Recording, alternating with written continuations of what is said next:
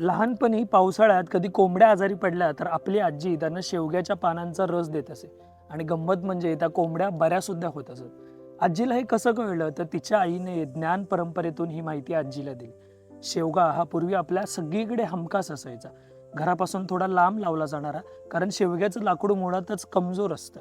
म्हणून वाऱ्याने पावसात तो आपल्या घरावर पडू नये म्हणून पूर्वजांनी शेवगा घरापासून लांब लावायला सांगितलं. शेवग्याच्या कोवळ्या पानांची, फुलांची आणि शेंगांची भाजी होते. जर आपण त्याचं न्यूट्रिशनल व्हॅल्यू तपासलं तर आपल्याला असं लक्षात येतं की बीट, गाजर, संत्री आणि पालकपेक्षा जास्त न्यूट्रिशन शेवग्याच्या पानांमध्ये आहे. शेवग्याच्या सुकलेल्या बीची पावडर पाणी शुद्ध करण्यासाठी वापरतात आणि शेवग्याच्या सुकलेल्या पानांची पावडर तर मार्केटमध्ये खूप हवाच आहे, कारण ते आपल्या आरोग्यासाठी सगळ्यात उत्तम आहे. शेवगा लावायला अगदी सोप्पा असतो. बी पासून किंवा काडीपासून सुद्धा शेवगा लावता येतो. तुम्ही अनेक वेळा पाहिलं असेल की शेवग्याची काडी अशीच जमिनीवर टाकून दिली तरी त्याला फुटवा येतो. असा बहुपयोगी आणि कल्पवृक्ष असलेला शेवगा आपल्या घराच्या शेजारी जरूर असला पाहिजे, फक्त घरापासून थोडासा लांब. आपल्याला शेवग्याबद्दल अजून काय माहिती आहे आम्हाला कमेंटमध्ये जरूर कळवा.